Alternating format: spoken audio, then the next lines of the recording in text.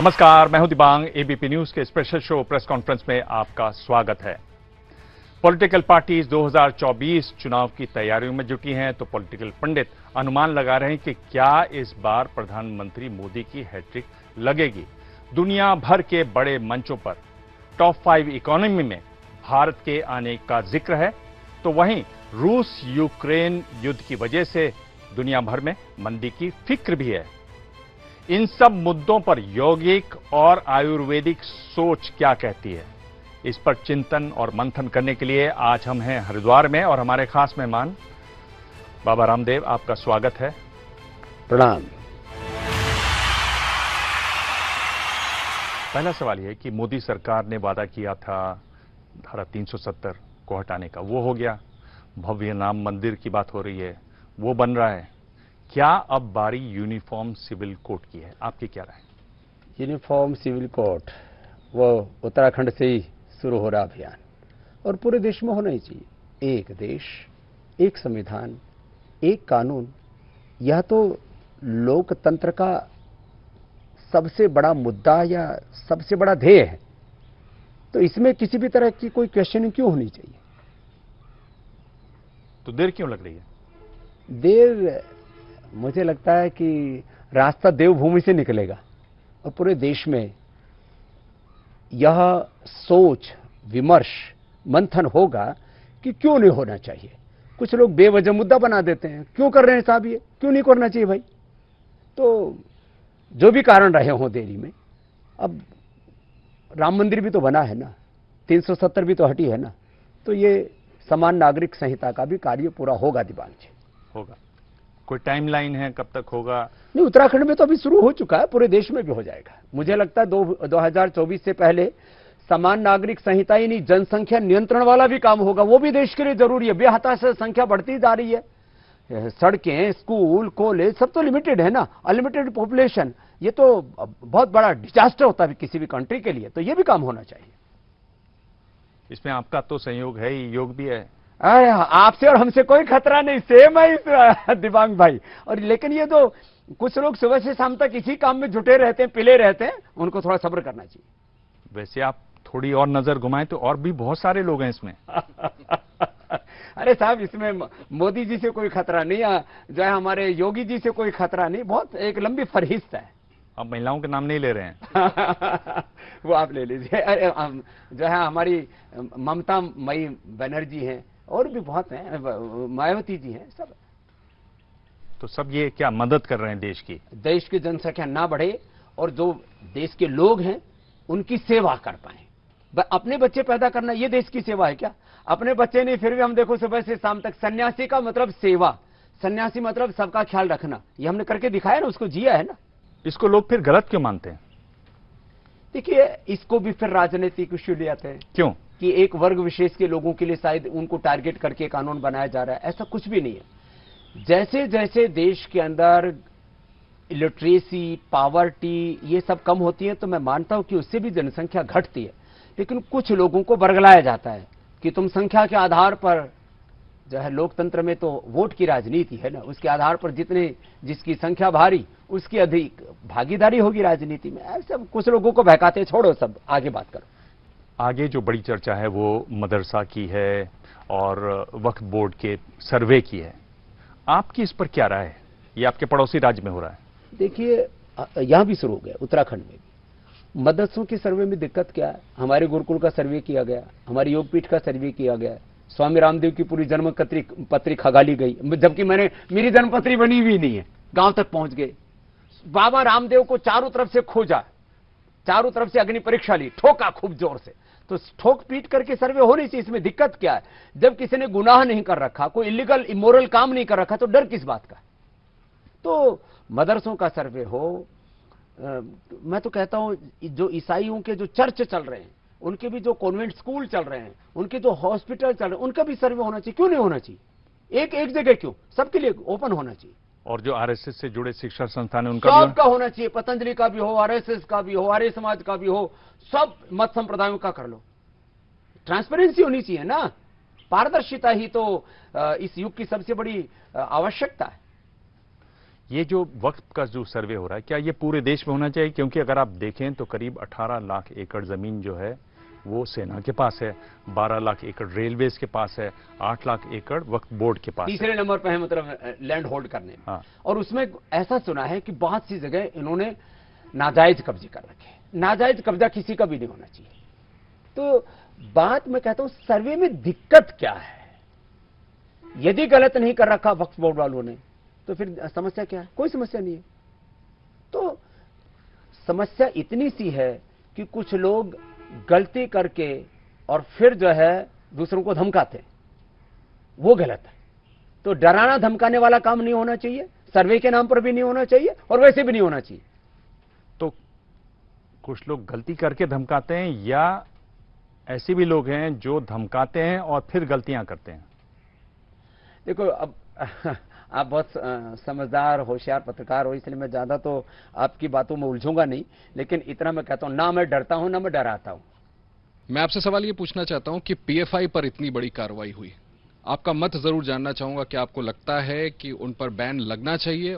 इसके अलावा अब हम ये सुन रहे हैं कि महाराष्ट्र में आर्थिक सर्वेक्षण किया जाएगा मुस्लिम समुदाय का, तो क्या ये नहीं लगता कि इन चीजों से ये मैसेज तो जाता है ना कि एक वर्ग को टारगेट किया जा रहा है और शायद इस वजह से दिक्कतें आ रही हैं? देखिए, पीएफआई का जहां तक प्रश्न है, वो लोग इस देश में एक रिलीजियस टेररिज्म, जिस शब्द का मैं प्रयोग करता हूं, रिलीजियस टेररिज्म और उसको इंटेलेक्चुअलिज्म का जामा पहना करके एक पॉलिटिकल टेररिज्म की तरफ देश को बढ़ाना चाहते हैं। देश में गृह युद्ध पैदा करना चाहते हैं।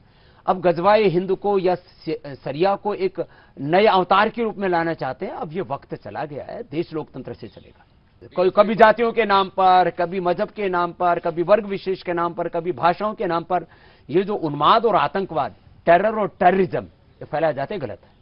पीएफआई पर प्रतिबंध लगना चाहिए आपकी जरूर लगना चाहिए। उनके कर्म ही ऐसे अपने आप ही लगेगा। आप और मैं लगाने वाले कौन होते? पर ये लोग बोल रहे हैं कि हिजाब और घूंघट एक जैसा है। देखो, घूंघट भी वैसे भारत की परंपरा नहीं है। ये भी चला तो मुगलों के समय से ही था कि मुगलों को जो स्त्री पसंद आती थी उसको उठा ले जाते थे। बेटियां पसंद आती थी जहां, उनको भी उठा लेते थे, और सब पाप कर रखे इन्होंने। खैर, तो घूंघट का, हिजाब का आप उसकी तुलना मत कीजिए। ये बताइए कि आपने 2013 में एक यात्रा निकाली और प्रधानमंत्री को बदल दिया। अब एक और यात्रा निकल रही है, क्या इस बार भी प्रधानमंत्री बदलेंगे? देखिए, ये जो यात्रा है ये कांग्रेस के अस्तित्व बचाने की यात्रा है। लोग गलत इसकी व्याख्या कर रहे हैं कि कोई ये सिंहासन बदलने की तैयारी है। ये तो अपना आसन उनका बच जाए और कांग्रेस पार्टी टूटने से बच जाए, उसके लिए ये यात्रा निकाली जा रही है। और हर एक को हक है, लोकतंत्र में पक्ष और विपक्ष दोनों जिंदा रहना चाहिए, तभी देश और देश के मुद्दे जिंदा रहेंगे। इसलिए मैं इस यात्रा को ऐसा मानता हूं कि कांग्रेस युवाओं को आगे ला रही है। बुजुर्गों को सम्मान भी शायद शुरू कर दिया उन्होंने देना, और संघर्ष भी शुरू कर दिया है। ऐसा करते रहेंगे तो जो कांग्रेस बचाओ जो अभियान है ये जरूर इस यात्रा से पूरा हो सकता है। और क्योंकि कांग्रेस मुक्त भारत का सपना कुछ लोग देख रहे थे, तो शायद इस यात्रा के बाद कांग्रेस मुक्त भारत का सपना शायद टूट जाए। कांग्रेस को लेकर के जो आपने बयान दिया, मैं भी इक्वली सरप्राइज हूं। ये पुरानी मोहब्बत जागने का रीजन क्या है, वजह क्या है? नहीं, मैं पक्ष विपक्ष की बात नहीं करता। मैंने एक सन्यासी होने के नाते, देखो, मैं यदि मोदी जी की बहुत बड़ाई करता हूं तो आप कहते हो कि आप क्या मोदी जी के, बीजेपी के प्रवक्ता हो। अभी मैंने मोदी का जो व्यक्तित्व है वो हिमालय जैसा, वो देव तुल्य है, वो एक ऋषि तुल्य है। अब मैं देव तुल्य, एक ऋषि कल्प, उनको राष्ट्र ऋषि भी मैंने कह दिया, तब भी लोगों को मिर्ची लगती है। और मैंने एक सन्यासी के नाते एक जनरल ओपिनियन अपना दे दिया, तो भी लोग जो है मेरे को ट्रोल करते हैं। तो भाई, मैं जो है सन्यासी हूं, न पक्ष में न विपक्ष में, लेकिन जब देश की कोई बात आएगी और मुझसे मेरा ओपिनियन जाना जाएगा तो मैं सलीके से अपना ओपिनियन देता हूं। आपके जो अलग अलग रोल हैं, आप योग भी सिखाते हैं, आप उद्योग भी चलाते हैं। उद्योग भी चलाते हैं। किसके लिए चलाते हैं? नहीं, आगे और क्या क्या करते हैं? आप राजनेताओं को भी ज्ञान देते हैं, राजनीति में भी आप अपनी बातें रखते हैं। क्यों पूछते हो मेरे से? इसमें से कौन पहले ओपिनियन पूछोगे, बाद में मुझे ठोकोगे। इसमें से कौन सा रोल है जो आपको बड़ा स्वाभाविक लगता है, जिसमें देखिए, सन्यासी हमेशा से देश के लिए जीते रहे हैं। देश के लिए पुरुषार्थ करते रहे। मैं गौतम कड़ाद पाणिनि पतंजलि महर्षि दयानंद का वंशज हूं और उन्हीं ऋषियों ने देश बनाया है। किसी राजनेता ने रानी महाराजा ने देश नहीं बनाया। भद्रम इच्छन्त ऋषाः स्वर्विदः तपो दीक्षाम उपनिषेदुरग्रे ततो राष्ट्रम बलमोजस दातम तदस्मै देवा उपसम्नमन्तु। थोड़ी संस्कृत पढ़ लेना। अब 1 मिनट में आपको रोक रहा हूं। यहाँ पर आपने अष्टाध्यायी पढ़ी है? पढ़ी है। अयून रीली के ओंग वृद्धिराजिता 4000 सूत्र सुना दूंगा अभी भी, बोला नहीं। पहला सूत्र आपको याद है? मुझे याद है, मैंने रटी हुई है अष्टाध्यायी। अथ शब्दानुशासनम। नहीं। अब बताओ क्या है? अब छोड़ दीजिए, वो नहीं है। मैं अष्टाध्यायी जानता हूं। अथ योगानुशासनम से योग सूत्र शुरू होता, अथ शब्दानुशासनम, अथ प्रेस कॉन्फ्रेंस अनुशासनम। चलो जी, ये बताइए कि कांग्रेस को आयुर्वेदिक चिकित्सा की जरूरत है या एलोपैथी चिकित्सा की जरूरत है? अभी एलोपैथी चल रही है। यदि आयुर्वेद शुरू हो जाएगा ना तो जड़ी मजबूत हो जाएगी, क्योंकि आयुर्वेद जड़ से खत्म करता है बीमारियों को। आपके पास आना चाहिए ना इस योगिक चिकित्सा के लिए। देखो, हम तो हमारे तो द्वार सबके लिए खुले। आरो भद्राः कृतवो यंतो विश्वतः। चारों ओर से हमारे पास जो भी आएगा उसी का कल्याण कल्याण। अभी भी आपने जो बोला कि कांग्रेस मुक्त भारत का सपना पूरा नहीं होगा यात्रा से, तो क्या स्वामी जी अपना अस्तित्व तो बचाएंगे। तो क्या मतलब बचाने तो क्या माना जाए? पाला बदलने का इरादा है क्या? किसका? अरे स्वामी रामदेव कभी पाला नहीं बदलता है। मैं अपने विचार पर, सिद्धांत पर, लक्ष्य पर, ध्येय पर अटल था, अटल हूं, अटल रहूंगा। मेरी कांग्रेस से कोई रिश्तेदारी नहीं है और दुश्मनी भी नहीं है। दुश्मनी तो साधु की होनी नहीं चाहिए। बैरी से भी साधु को बैर नहीं होना चाहिए। हम तो कहते हैं शत्रु बुद्धि विनाश है, शत्रु की भी शत्रु बुद्धि का विनाश हो। शत्रु का विनाश नहीं चाहते। आप कांग्रेस को फिर क्या मंत्र देना चाहेंगे? मैं कांग्रेस को इतना ही मंत्र देना चाहता हूं। देखो, कांग्रेस एक बहुत पुरानी राजनीतिक पार्टी है। उसको अपना वजूद बनाए रखने के लिए निरंतर संघर्षरत रहना चाहिए। चरैवेति चरैवेति, यही कांग्रेस के लिए सबसे बड़ा मंत्र है जो चल रहे हैं। चलते रहो। ये बताइए कि अभी पिछले दिनों गृह मंत्री अमित शाह गए थे सीमांचल में और उन्होंने एक तरीके से लालू जी को चेताया कि नीतीश कुमार कभी भी हाथ छोड़ सकते हैं। क्या आपको लग रहा है इस हालत में क्या विपक्ष एक हो पाएगा इस बार? देखो, लोग रोज दुहाई देते हैं विपक्ष को हम खत्म कर रहे हैं, सीबीआई, ईडी, फलाना ढिकड़ा। विपक्ष अपने कर्मों से खत्म होगा। कोई किसी को खत्म नहीं कर सकता। आदमी को अपने कर्म पर, अपने आचरण पर, अपने पुरुषार्थ पर, अपने परफॉर्मेंस पर ध्यान देना चाहिए। पॉलिटिक्स हो, कॉर्पोरेट हो, मीडिया हो, घर गृहस्थी हो, खेती हो, बाड़ी, कुछ भी हो भाई, कर्म करो। कर्म से, पुरुषार्थ से आप अपने मंजिल पाते हो। और जो पुरुषार्थी है, पराक्रमी है, उसको कोई खत्म नहीं कर सकता। मैं पूछ रहा हूं, जो विपक्ष की कोशिश चल रही है, एक तो नीतीश कुमार कोशिश कर रहे हैं, एक ये कोशिश चल रही है कि भाई ऐसा विपक्ष खड़ा किया जाए जिसमें कांग्रेस शामिल न हो। कैसे देखते हैं आप इन प्रयासों को? देखिए, विपक्ष कोशिश बहुत कर रहा है, लेकिन विपक्ष में एका नहीं है, संगठध्वम संवदध्वम नहीं है। दूसरी बात, सारा विपक्ष भी मिलकर के मोदी जी का जो चरित्र वो हिमालय जैसा है। वो उसके सामने राई जितने भी, जीरा जितने भी, ऊंट के सामने, जो पहाड़ के सामने ऊंट जितने भी दिखाई नहीं देते। तो ये जो है विपक्ष की हालत, ये दुर्भाग्यपूर्ण है। इसलिए 2024 में तो मोदी आने वाले हैं। उनका ट्रैक रिकॉर्ड ऐसा, काम कर रहे हैं साहब सभी दिशाओं से देश में। और देश जो है ना, वो देखता है कि किसमें क्या रुतबा है, किसका क्या जज्बा है, किसमें कितना शौर्य है, वीरता, पराक्रम है। और मोदी जी के देश के अलावा कोई और उनका कोई एजेंडा नहीं है। वो फुल टाइम पॉलिटिक्स करते हैं। विपक्ष भी जिस दिन उनकी तरह पुरुषार्थ करने लग जाएगा, उस दिन कहीं मुकाबले में आकर के खड़ा होगा। अभी तो बहुत दूर है। पिछली बार जब आप प्रेस कॉन्फ्रेंस में शामिल हुए थे, तब आपने कहा था कि नीतीश जी बड़ा अच्छा काम कर रहे हैं शराबबंदी का। कैसे आंकते हैं आप नीतीश कुमार को? ठीक है, नीतीश कुमार जी का एक अपना पॉलिटिक्स करने का तौर तरीका है। वो ओबीसी को, मुसलमानों को और अपने हित को साधते हुए कैसे उनको सरवाइव करना है, उसके आधार पर वो काम कर रहे हैं। आप कह रहे हैं कि 2024 में मोदी जी की हैट्रिक लगेगी वो। पर आपने तो भारत भ्रमण इस बार किया नहीं। आप बैठे बैठे बता रहे हैं, जैसे हम लोग, आप कहते हैं कि बैठे बैठे स्टूडियो में बता देते हैं। साहब, मैं 365 दिन काम करता हूँ। 4 AM to 10 PM मेरे वर्किंग आवर्स हैं। एक दिन में ही प्या बोल जाएगी, आकर के रहो, तब पता लगेगा। बाबा मुफ्त की नहीं खाता है, बाबा भीख मांग करके नहीं खाता है। बाबा प्रमादी नहीं, प्रमादो मृत्यु अप्रमादो अमृतम अमृत पदम अकर्मादस्यु। मैं पुरुषार्थ का पुजारी हूं और देश को देखता हूं, पूरे देश में अभी भी घूमता रहता हूं और भी घूमूंगा, और देश को जानता हूं ना। मैं रोज कम से कम 2-3 हजार लोगों से मिलता हूं साहब। मैं आपसे एक छोटा सवाल पूछ रहा हूं, ये जो आप संस्कृत में कोट करते हैं, कभी कभी आपको ऐसा लगता है कि मैंने गलत सुना दिया, पर इनको तो समझ में नहीं आएगा, हिंदी में ये बता देता हूं, बिना डोर की पतंग यहां उड़ाते हैं आप कभी? वैसे मैं पूछ रहा हूं। अरे देखो, बिना डोर के पतंग उड़ ही नहीं सकती। देखो, मैं शास्त्र का व्यक्ति हूं। मैं अपनी अतीत को, अतीत के गौरव, वर्तमान के पुरुषार्थ और भविष्य के स्वर्णिम स्वप्न लिए मैं जीता हूं। एक जिंदा सन्यासी हूं, मुर्दा नहीं हूं। पीओके की बात हो रही है, पीओके पर कुछ करना चाहिए आपको लगता है? अब पीओके का भारत में विलय हो जाना चाहिए। 2024 से पहले हो जाए तो और मजे आ जाएंगे। आप बताइए कि आप जब मिलते हैं प्रधानमंत्री जी से, गृह मंत्री जी से, तो क्या इन मुद्दों पर बात होती है? कभी आपने पीओके पर बात की? देखिए, प्रधानमंत्री जी से मिलता हूं तो राहुल गांधी जी के बारे में कतई बात नहीं होती है। प्रधानमंत्री जी से मिलता हूं तो कोई राजनीतिक बात कतई नहीं होती है।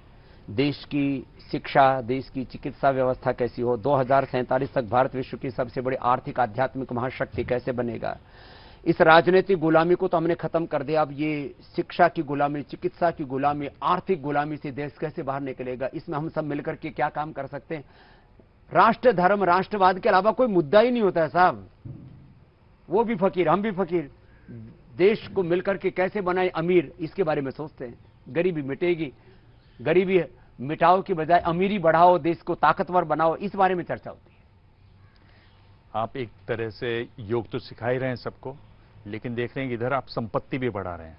देश पतंजलि के जो शेयर हैं उनके भाव पिछले 6 महीने में 2.5 गुना बढ़ गए। 40,000 करोड़ की बात हो रही है 5 अरे साल नहीं, में। 50,000 करोड़ से ऊपर। आप तो 5 साल में आप 1 लाख करोड़ की बात कर रहे हैं। 5 साल में तो 5 लाख करोड़ से ज्यादा की बात होगी। मैंने हेल्थ भी दिया सबको, वेल्थ भी दे रहा हूं। मैंने करोड़ों लोगों को आरोग्य निधि, उनके जीवन बचाए, उनके रोग मिटाए, उनके व्यसन मिटाए।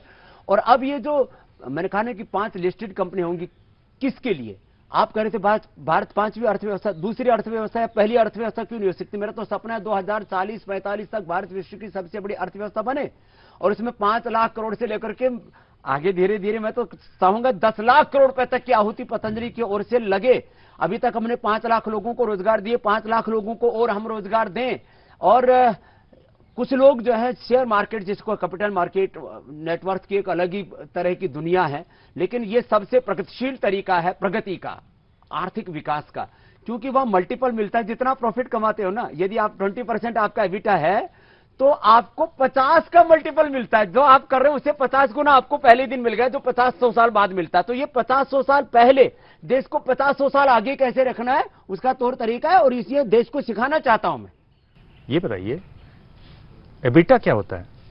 एबिटा होता है income before interest, trust, depreciation और अमोर्टाइजेशन।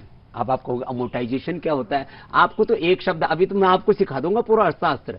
ये जो है एबिटा के अलावा ये जो पूरा कैपिटल मार्केट चलता है, ये कॉर्पोरेट गवर्नेंस से चलता है, प्रोफेशनल मैनेजमेंट से चलता है। वहां पर भाव यद्यपि भगवान होता है, लेकिन आपको काम करना पड़ता है। उसके लिए पूरा का पूरा आपको डिस्ट्रीब्यूशन से लेकर के, सेल्स मार्केटिंग से लेकर के, एक सन्यासी के साथ साथ आपको एक योग के साथ साथ, कर्मयोग के साथ साथ उद्यमशीलता के ऊपर, उद्योग के ऊपर भी ध्यान देना पड़ता है। तो योग और उद्योग मिलते हैं ना, तो फिर ये एबिटा का सहयोग होता है। इस सब के बावजूद एक तो ये आपका एक नया रंग आप देखने को मिल रहा है, ये वाला, जिसमें आप लग रहा है कि सूटेड बूटेड रामदेव भी हो सकता है। सूटेड बूटेड का क्या मतलब है? ये फकीर नहीं रहेगा स्वामी रामदेव।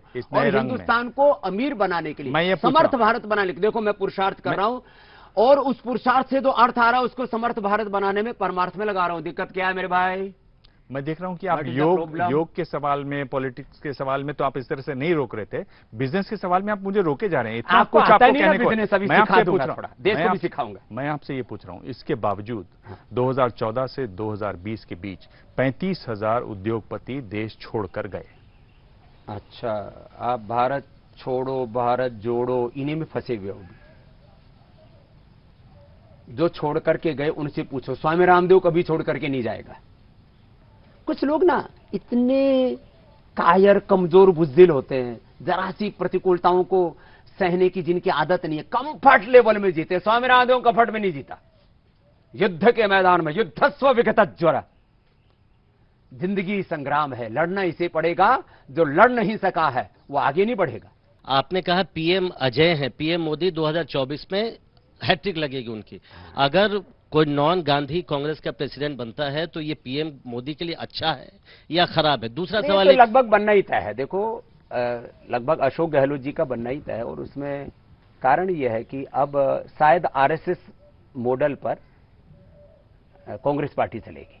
तो आरएसएस को चाहे कितने ही कोसते हो, उनको सीखना उससे ही पड़ता है उसमें। लेकिन आरएसएस मॉडल में बीजेपी अध्यक्ष का चुनाव तो नहीं होता, यही तो कांग्रेस पार्टी आरोप लगाती है।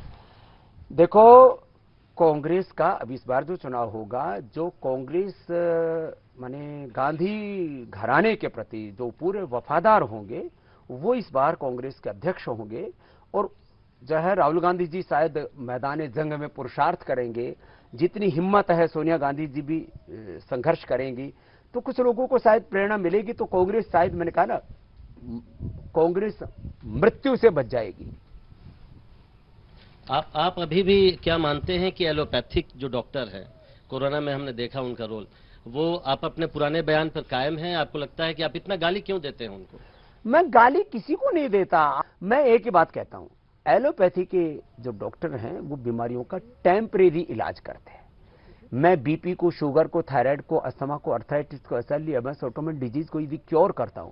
आज तक एलोपैथी का सारा WHO से लेकर के पूरा मेडिकल सिस्टम मिलकर के, जिनको मैं ड्रग माफिया तक कहता हूं, वो सारे मिलकर के किडनी को रिवाइव करने की दवा नहीं बना पाए। मैंने बनाई है, और पूरे क्लिनिकल कंट्रोल ट्रायल के साथ, research and evidence based medicine की मैं बात करता हूं। मैंने किडनी फेलियर्स को ठीक किया रिनोग्रिड से, लीवर फेलियर्स को ठीक किया लिवोग्रिड से। तो मैंने यदि लीवर किडनी फेलियर को रिवर्स किया, मैंने हार्ट डिजीज को रिवर्स किया, तो इसके ऊपर मुझे पुरस्कार मिलने चाहिए या मुझे प्रश्नों के कटघरे में खड़ा करना चाहिए? आप बहुत तीखी आलोचना करते हैं उनकी। क्यों ना करूं? अरे उन्होंने 30 साल तक मुझे ठोका, ढोंगी बाबा बताते थे, मैं तो थोड़ा सा ही ठोक रहा हूं। इतनी ठोका ठाकी तो बनती है मेरे भाई। पर मैं ये पूछ रहा हूं कि आप तो स्वामी हैं, ठोका ठाकी आप करेंगे? अरे वो स्वामी तो बदला लेगा, मतलब हम स्वामी हरियाणा याद में रखेगा कि पैदा इन्होंने हुआ मुझे ना। ठोका तो मैं भी इनको ठोकूंगा। ये स्वामी का आचरण है। अरे प्रतिशोध नहीं है, ये एक लोक भाषा है कि मैं लोगों को आगाह करना चाहता हूं कि ये तुम्हें भ्रमात है कि BP, sugar, thyroid, asthma, arthritis की ओर नहीं होगा, और इसके मैनेजमेंट की दवा के नाम पर ड्रग्स और ड्रग्स के एडवर्स इफेक्ट, डिजीज और डिजीज के कॉम्प्लिकेशन से लाखों करोड़ों लोगों के मन में आपने कुंठा बैठा दी को कभी ठीक ही नहीं होंगे। और मैं ठीक कर रहा हूं तो कौन सा गुनाह कर रहा हूं? हर कोई ये कहता है कि इस देश की शिक्षा व्यवस्था को मैकाले ने बर्बाद कर दिया, ये सच्ची बात है। चाहे जो हो। अब सवाल ये है कि इस सरकार ने राष्ट्रीय शिक्षा नीति बना दी, इस सरकार ने योग ऋषि रामदेव को शिक्षा का भी जिम्मा दे दिया, भारतीय शिक्षा बोर्ड बना दिया। क्या होगा? रामदेव को कैसे याद किया जाएगा?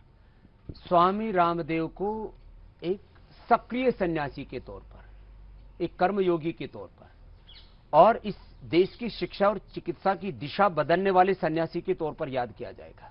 1835 में मैकाले जो इस देश की शिक्षा तंत्र को ध्वस्त करके गया, मैं चाहता हूं शिक्षा में मूल्यों का समावेश हो, जीवन भी रहे, आजीविका भी रहे, शिक्षा के अंदर इंफॉर्मेशन भी रहे, ट्रांसफॉर्मेशन भी रहे। उस शिक्षा के द्वारा ऐसा व्यक्तित्व, ऐसा नेतृत्व तैयार हो कि हमारे बच्चों के अंदर वो जुनून हो, शौर्य, वीरता, पराक्रम हो, स्वाभिमान हो, जिससे कि वो दुनिया में इतिहास घड़ सके। हम इतिहास पढ़ रहे हैं, वो भी आधा अधूरा उल्टा पुल्टा पढ़ रहे हैं। तो मैं एक न्याय की बात करता हूं, सत्य की बात करता हूं। यद्यपि मैं थोड़ा विद्रोही सन्यासी हूं क्योंकि दयानंद का चेला हूं, लेकिन मैं देश में कुछ ऐसे मौलिक काम करना चाहता हूं जिसकी आने वाली पीढ़ियां हमारी सही दिशा में आगे बढ़े। मैं आपसे पूछता हूं, आप कुछ ठोकने बजाने की खूब बातें करते हैं, पर आप भी डरपोक स्वभाव के हैं। डर? मैं ये पूछ रहा हूं, स्वामी राम से डरता है डर? स्वामी रामदेव कहते हैं कि लोग अफवाह फैला रहे हैं, पतंजलि पर देखिए क्या क्या कह रहे हैं। अगर डरपोक नहीं होते उनका नाम लेते, नाम ही नहीं लिया। 100 से ज्यादा पत्रकारों के ऊपर केस कर दिया, क्रिमिनल केस और करने वाला हूं, लाखों करोड़ों का जुर्माना हर्जाना देना पड़ेगा। अब ऐसे नहीं चलेगा। अभी पत्रकार वार्ता करके नहीं, उसके आगे आते ही, हरिद्वार में आते ही पतंजलि बीफ मसाला बना दिया। रोज की रोज जो हमें जो बदनाम करने की कोशिश की जाती है। जब मैंने कोई इलीगल इमोरल काम नहीं किया तो मुझे बदनाम क्यों करेंगे? और जो करेंगे उनको ठोकूंगा, न्यायालय में ठोकूंगा। लोअर कोर्ट से लेकर के हाई कोर्ट, सुप्रीम कोर्ट तक ठोकूंगा। इस बार माफीनामा भी नहीं मानूंगा। क्या मतलब हुआ? मैं देश का हित करने में लगा हूं, परोपकार करने में लगा हूं। मेरे साथ में एक अपराधी की तरह कई तरह के बकवासें क्यों की जाती है? मैं राष्ट्रवादी हूं, अपराधी नहीं हूं। और मुझे जैसे क्या कहा जाता है? बाबा रामदेव ठग है। क्या किसका ठग लिया? किसकी भैंस खोल ली? किसकी खूट बाली है? मैंने क्या गलत कर दिया? स्वामी रामदेव ने मिलावट कर दी साहब, स्वामी रामदेव ने ये लूट लिया, वो लूट लिया। अरे भाई, मैं अपना काम कर रहा हूं और देश के संविधान और कानून के दायरे में काम कर रहा हूं। क्या नहीं करना चाहिए? और मेरे काम करने से करोड़ों लोगों का भला हो रहा है, क्या नहीं होना चाहिए? ये बताइए कि एक और जो चिंता है देश में, वो लंपी वायरस को लेकर है, और मेनका गांधी ने कहा है कि दूध और मिल्क प्रोडक्ट से बच के रहना चाहिए। इस पर आप ये भी गौ माता को बदनाम करने की साजिश है। पहले तो लंपी वायरस पाकिस्तान से है, इसकी जांच होनी चाहिए। और लंपी वायरस से हमने अपनी एक गाय भी नहीं मरने दी, यद्यपि सभी जगह गायों को हो गया। हम सब उसका दूध पी रहे हैं, मैं भी पी रहा हूं। मेरे को कोई दिक्कत दिख रही है क्या आपको? आपको भी पिलाऊंगा। आप थोड़े मुस्कुराते कम, उसके बाद मुस्कुराने लग जाओगे। लंपी वायरस हो रखा, उसी गाय का मक्खन खिलाऊंगा, उसी का दूध पिलाऊंगा और साथ में घर के लिए भी दे दूंगा घी। देखता हूं क्या होता है। मतलब ऑन एयर घूस देते हैं आपको। मैम पूछिए। थोड़ा मक्खन लगा रहा हूं, थोड़ा हंस लो जी। बाबा जी, अभी आपने संजीवनी बूटी खोज अभियान शुरू किया है, क्या इसको एक महत्वाकांक्षी योजना के रूप में देखना चाहिए या फिर इसको ये सोचना चाहिए कि बाबा रामदेव को भारत के ऋषि मुनियों की समकक्ष स्थापित करने का एक प्रयास है? देखिए, पूज्य आचार्य बाक्षण जी अभी करीब 24-25 हजार फीट की ऊंचाई पर हिमालय में है, बर्फ के बीच में, चट्टानों के बीच में। एक ही लक्ष्य है, जो अनामित अरोहित जो चोटियां थी उन पर चढ़ना और हिमालय की वो दौलत, वो जंगल, वो जड़ी बूटियां, वो जवानी, वो पानी, वो हिमालय की संस्कृति, वो सभ्यता जिससे लोग अभी अनजान थे। मैं तो उत्तराखंड को विश्व की आध्यात्मिक राजधानी बनाना चाहता हूं।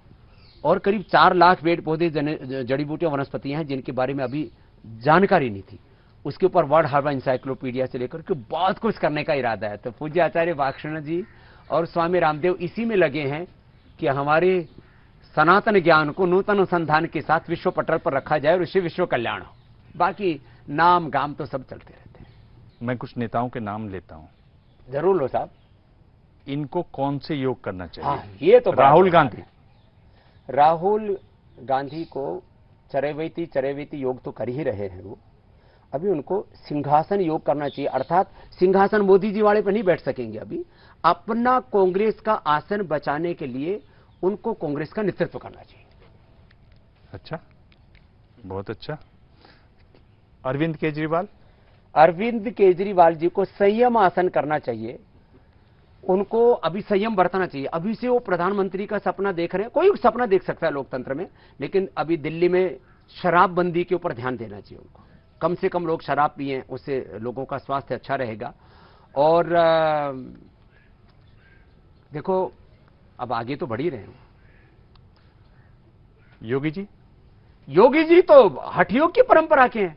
गुरु गोरखनाथ, गुरु मत्स्येंद्रनाथ से लेकर के ये तो हठ योग की परंपरा के, जो कर रहे हैं ठोको, जमे रहो, हठ योग आसन। अखिलेश यादव? अखिलेश यादव जी को समाधि आसन करना चाहिए, क्योंकि अभी वक्त खराब चल रहा है। समाधि में रहे थोड़ी देर। समाधि बीच बीच में अपना ओपिनियन देते रहे, जो देते रहते हैं ट्विटर आदि पर, और भी करते रहते हैं। नीतीश कुमार? नीतीश कुमार जी को चक्रासन करना चाहिए, फ्लेक्सिबिलिटी बना के रखनी चाहिए। मतलब आप क्या चाह रहे हैं कि वो फिर आ जाएं बीजेपी में? आप कुछ भी समझो, मेरे से शॉर्ट में पूछा आपने, शॉर्ट में जवाब लो। तेजस्वी यादव? तेजस्वी यादव तो साहब वो तो राजयोग आसन कर ही रहे, वही करना चाहिए उनको। ममता बनर्जी? ममता बनर्जी को समता आसन करना चाहिए, सबको साथ में लेकर के चलना चाहिए। अभी वो उस दिशा में आगे बढ़ भी रही है। हिंदू मुसलमान सबको समता आसन, ममता के लिए समता आसन। आपने कहा कि मुझसे सवाल राजनीति पे पूछा जाता है, तो ये अनायास राजनीति के सवाल आपके सामने आते हैं, या आपको लगता है कि कुछ समय तक चर्चा में नहीं है तो कुछ राजनीतिक बात भी करनी चाहिए तो चर्चा ज्यादा होगी? मैं कभी भी चर्चा के लिए ना कोई काम करता हूं, ना कोई विवाद खड़ा करता हूं, कोई कंट्रोवर्सी खड़ा नहीं करता। मैं अपना काम करता हूं। अब काम करते करते चर्चाएं होने लगती तो मैं क्या करूं? विवाद करते हैं। मैं हर विवाद को, हर अफवाह को, हर षड्यंत्र को अपनी ताकत में तब्दील करने का हौसला रखता हूं। ध्येय मार्ग पर चले वीर तो पीछे अपना निहारो, वीरो हिम्मत कभी ना हारो। मैं अपने रास्ते पर चला जा रहा हूं, चला जा रहा हूं मैं राह पर तुम्हारी। बड़ा अच्छा वातावरण है ना, तो कुछ अच्छे भजन भी होने चाहिए। चला जा रहा हूं मैं राह पर तुम्हारी, राह में आए जो तूफान भारी, थामे हुए बस मेरा हाथ तू है, मेरा नाथ तू है, मेरे साथ तू है, नहीं मैं अकेला, मेरे साथ तू है, तू भी है और तुम भी मेरे साथ रहो मेरे प्रभु। कुछ कह रहे थे आप, बड़े मुस्कुरा रहे थे। मैं आपसे पूछ रहा हूं कि इतने साल बाद ये जो कोशिश अब हो रही है कि मोहन भागवत जाते हैं मदरसे में, मदरसे की तरफ से कहा गया ये तो राष्ट्रपिता हैं, ये कोशिश क्या दिखाता है? ये कोशिश ये दिखाता है कि भारत अब एकता, अखंडता और संप्रभुता के रास्ते पर परम वैभवशाली भारत बनने की दिशा में आगे बढ़ रहा है। सब मिलजुल करके चलेंगे तो ही देश बनेगा और देश बचेगा। मैंने ट्विटर से सवाल पूछे थे और ट्विटर से बहुत सारे सवाल आए, और ये जो सवाल है ये बहुत सारे लोगों ने भेजा। मैं कुछ के नाम बता दे रहा हूं। प्रिंस कुमार, विशाल BHU, मोतीलाल शर्मा, दीपक अरे आप सिंघल, खुद ही पूछ लो ना, मनीष दूसरों का नाम क्यों ले रहे भारद्वाज, हो? राकेश यादव, आदर्श तिवारी। सवाल छोटा सा है, हाँ, काला धन कब आएगा? काला धन कुछ आ गया, कुछ आ जाएगा। कब आएगा? मोदी जी ईमानदारी से प्रयास कर रहे हैं। देखो, जब वो प्रधानमंत्री बने, मैंने उनको कहा कि अब काला धन लाना, भ्रष्टाचार मिटाना, देश का व्यवस्था परिवर्तन से लेकर के स्वदेशी गौरव इस देश में पुनः प्रतिष्ठापित हो, स्वदेशी शिक्षा, स्वदेशी चिकित्सा, अब देश सभी प्रकार की आर्थिक, सामाजिक और अलग अलग प्रकार की शिक्षा, चिकित्सा की गुलामियों से मुक्त हो। ये काम अब आपके ऊपर है। मैं ठीक करूंगा लोगों का काला मन, आप ठीक करो काला धन। तो काला धन बढ़ रहा है स्विस बैंकों में, ये भी आपने पिछली बार मुझे बताया था। ऐसा जो है, मैं आपको इतना ही बोल रहा हूं कि काले धन के ऊपर भी मोदी जी काम कर रहे हैं। देश की अर्थव्यवस्था भी सही दिशा में कैसे आगे बढ़े, क्योंकि पूरी दुनिया में फिर से मंदी का दौर चल रहा है। तो एक देश के प्रधानमंत्री होने के नाते जो उनको काम करने चाहिए वो लगभग 18 घंटा काम करते हैं। अब तो काला धन की बात कर रहे हो, लोग तो कहते हैं बाबा 30-35 रुपए का पेट्रोल दिलाओ। ये भी सवाल है मेरे पास आगे, उसका क्या, वो कब होगा? वो यदि टैक्स हट जाएं या घट जाएं तो मिल सकता है, अभी भी मिल सकता है। एकदम पक्की बात कह रहा हूं, तो क्यों नहीं? बेखौफ कह रहा हूं। तो आप क्यों नहीं उस पर प्रयास अब वो करते? टैक्स ज्यादा लगाने पड़ रहे हैं इनको, शायद देश भी चलाना है, इसलिए जो है वहां से अच्छा टैक्स मिल जाता है। तो आपने पहले वादा क्यों कर दिया था? पहले मैंने कहा था टैक्स हटा, मैं कोई गवर्नमेंट थोड़ी चला रहा हूं। मैंने कहा था ऐसा होगा, तो मैं नीतियों की बात कर रहा था, देश में ऐसी नीतियां होनी चाहिए। तो मुझे लगता है कुछ देश में और ज्यादा, जितना चीन में मैन्युफैक्चरिंग हो रहा है ना, एप्पल तो मैंने सुना आ रहा है, जितना चीन में मैन्युफैक्चरिंग हो रहा है यदि भारत में शिफ्ट हो जाए तो टैक्स घट सकता है। और टैक्स कम होगा तो लोग भी जो बाहर छोड़ के देश जा रहे हो उसका एक कारण टैक्स भी हो सकता है। कुछ लोग कंफर्ट लेवल में ज्यादा जीना चाहते हो तो जाएंगे छोड़े। एक सवाल है कमर वहीद नकवी जी का, जो जर्नलिस्ट हैं, जी आप जानते होंगे उनको। जी साहब, उन्होंने पूछा कि ईश्वर न करे ऐसा हो, पर अगर आपको कभी एलोपैथी की जरूरत पड़े मेडिसिन की, तो क्या आप अपना इलाज करवाएंगे? मैं नकवी साहब से 2 बातें कहना चाहता हूं। मैंने हमेशा कहा है, सर्जरी अब कहीं टूट फूट होगी, मैं वैसे तो कोई अपने आप तो टूटने फूटने वाला हूं, कोई एक्सीडेंट हो गया और कहीं जोड़ना पड़ता है तो कोई पैथी नहीं है, ये एक सर्जरी है, एक शल्य चिकित्सा, एक विज्ञान है जिसके आदि प्रवर्तक महर्षि सुश्रुत हैं। तो सर्जरी में और लाइफ सेविंग ड्रग्स, पहली बात तो मुझे न कभी हार्ट अटैक होने वाला, न कभी ब्रेन हेमरेज होने वाला, न लिवर किडनी फेल होने वाली, मुझे जरूरत नहीं पड़ने वाली। हमने लाइफ सेविंग ड्रग्स काफी एडवांस बना दिए हैं। लाइफ सेविंग ड्रग्स और सर्जरी में मॉडर्न मेडिकल साइंस, एलोपैथी बहुत एडवांस है, उसकी मैं प्रशंसा करता हूं। मैं अंधा विरोधी नहीं हूं, किसी का ना अंधभक्त हूं, मैं लॉजिकली बात करता हूं। इसलिए मैं एलोपैथी का दुश्मन हूं ऐसा सोचना ये मूर्खता है। आप ये अनुभक्त तो हैं। किसके? पतंजलि के। पतंजलि तो हमने एक विश्व का बहुत बड़ा ब्रांड खड़ा किया, और आज जैसे साउथ कोरिया ने, अमेरिका ने, ब्रिटेन ने, अलग अलग कुछ देशों में बड़े बड़े ब्रांड खड़े किए, तो मुझे गौरव है कि बड़ा ब्रांड खड़े करें, और वो भी ऋषि के नाम से और राष्ट्र के लिए। तो अंधभक्त है ना? देश के लिए अंधभक्ति होनी चाहिए। अब दौर है रैपिड राउंड का, यानी मैं आपसे 5 सवाल पूछूंगा, हर सवाल के साथ 2 ऑप्शन दूंगा, तीसरा ऑप्शन आपके पास है, आप कह सकते हैं पास, यानी मुझे सवाल का जवाब ही नहीं देना। मैं देखूंगा कि आप कितने सवाल इसमें पास करते हैं। दुनिया भर में एक तरीके से 2 फाड़ हो रहा है, एक रूसी खेमा बनता जा रहा है और एक अमेरिका का खेमा बनता जा रहा है। भारत को किस तरफ होना चाहिए? युद्ध कभी भी किसी बात का समाधान नहीं हुआ करते, दोनों को समझौता कराने में भारत को आगे आना चाहिए। अमेरिका की भी हठधर्मिता है, वो सारी दुनिया के ऊपर अपना कब्जा करना चाहता है, हथियारों के जरिए अपनी आइडियोलॉजी, अपनी फिलॉसफी थोपना चाहता है, और पुतिन भी अपनी हैसियत, अपनी सीमाओं की सुरक्षा के लिए जूझ रहे। तो मुझे लगता है दोनों में संवाद करके, संवाद ही समाधान है, इसमें इस भूमिका में भारत को और पीएम साहब को होना चाहिए। ये बताइए कि आगामी जो बजट है उसमें ज्यादा ध्यान किस पर दिया जाना चाहिए, महिलाओं पर या मध्य वर्ग पर? सबसे ज्यादा ध्यान इस देश में मैन्युफैक्चरिंग पर दिया जाना चाहिए, सबसे ज्यादा ध्यान एग्रीकल्चर पर दिया जाना चाहिए। हमारा जो ट्रेडिशनल जो एजुकेशन सिस्टम है, न्यू एजुकेशन पॉलिसी के आधार पर, और जो हमारा ट्रेडिशनल मेडिसिन सिस्टम है, उस पर दिया जाना चाहिए। और ऑब्वियसली जो मध्यम वर्ग है, लोअर मिडिल क्लास हैं, गरीब हैं, उनके कल्याण की योजनाएं तो जरूर उन पर तो फोकस होना ही चाहिए। देश में जितनी सामाजिक और आर्थिक असमानता की खाइयां पटेंगी, उतना ही देश आगे बढ़ेगा। इस सवाल की खातिर, क्योंकि सवाल में सिर्फ 2 ही ऑप्शन हैं, मध्य वर्ग या महिलाएं। देखो, आपने पूछा, मैंने तीसरा उत्तर दे दिया, आपने बोला था। 5 ट्रिलियन की इकोनॉमी के लिए ज्यादा जरूरी क्या है, विदेशी निवेश या हमारे देश के उद्योगपति और उनका उद्यम? देखिए, एक समन्वित प्रयास करना पड़ता है। आज मैं स्वदेशी का पूर्ण पक्षधर हूं, लेकिन जो है कुछ थोड़ा बहुत तो युग धर्म के अनुरूप आपको जमाने को भी साथ में लेकर के चलना पड़ता है। लेकिन मैंने कहा सर्वोपरि प्राथमिकता आत्मनिर्भरता को, स्वदेश को और स्वदेशी को ही देनी चाहिए, जो मोदी जी दे रहे हैं। आगे 2 सवाल हैं, 2 ऑप्शन हर सवाल के साथ हैं, और मैं चाहूंगा इस बार आप चुनिएगा, इस बार आप ये गोलमोल बातें मत कीजिएगा। मैं न्यायपूर्ण बातें करता हूं, गोलमोल नहीं करता। प्रधानमंत्री नरेंद्र मोदी को विपक्ष की तरफ से बेहतर चुनौती कौन दे सकेंगे, राहुल गांधी या नीतीश कुमार? दोनों ही नहीं। दोनों में से बेहतर कौन है?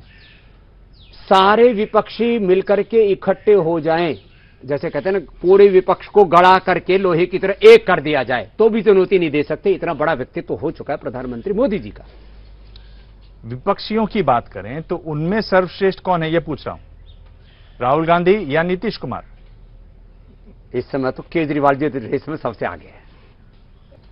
देश के विकास के लिए योगदान देना हो तो भविष्य में पतंजलि ट्रेन शुरू करना चाहेगा या एयरलाइन सर्विस? पतंजलि का इरादा न ट्रेन शुरू करने का है, न एयरलाइंस। पतंजलि की जो मूल प्रकृति है वो अपनी मूल संस्कृति के साथ जुड़ी हुई। कोई भी ब्रांड का ना एक फिलोसफी होती है, इसलिए तो मैं कहता हूँ थोड़ा बिजनेस भी पढ़ लो, पत्रकारिता तो पढ़ ली। तो पतंजलि ब्रांड की फिलोसफी जुड़ी है हेल्थ से, एजुकेशन से, कैरेक्टर बिल्डिंग की, नेशन बिल्डिंग के, वो काम जो हमारी ऋषि संस्कृति और सनातन संस्कृति के अनुकूल है। तो हवाई जहाज या रेलगाड़ी? पतंजलि जिन कार्यों को कर रहा है, इन्हीं को और विराट रूप देगा। विश्व की शिक्षा और चिकित्सा की दिशा बदलने में हम काम करेंगे।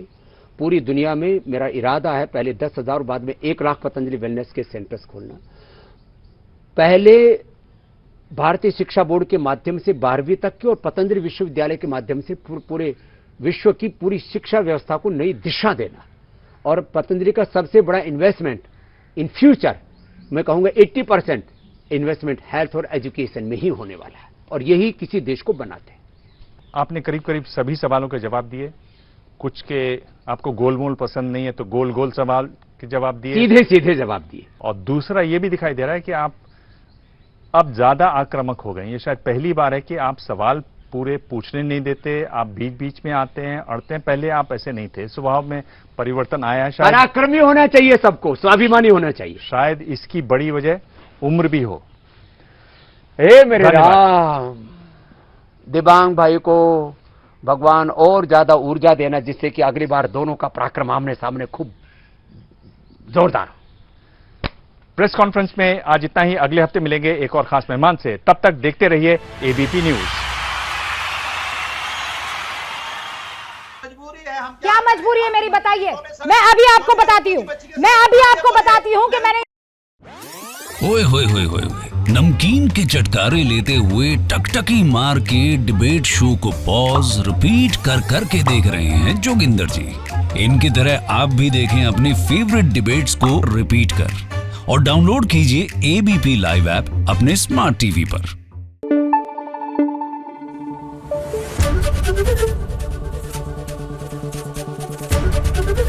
एबीपी न्यूज आपको रखे आगे।